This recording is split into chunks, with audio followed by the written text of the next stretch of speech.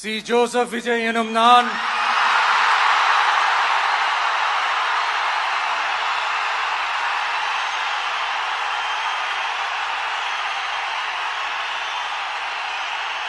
சட்டப்படி அமைக்கப்பெற்ற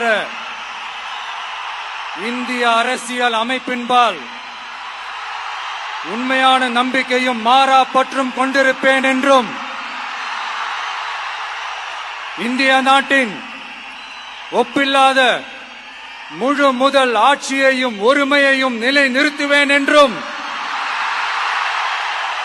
தமிழ்நாட்டு அரசின் முதலமைச்சராக